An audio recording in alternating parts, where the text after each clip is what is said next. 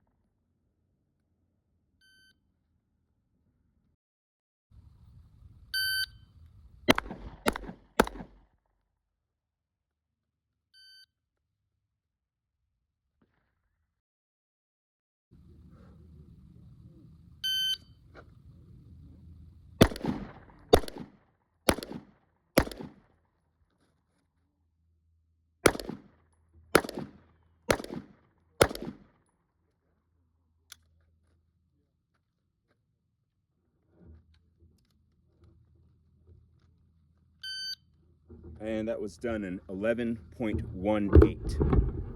11.18. Let's walk on down.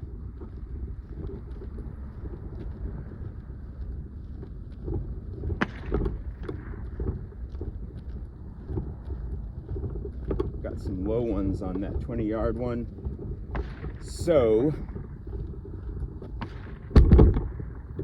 all right, so observations, lessons learned.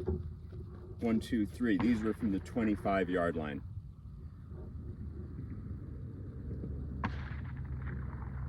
While this would be 100% pass, I want to tighten that up. I want to fix this kind of stuff. I would like, ideally, to see everything be within the 8-inch circle.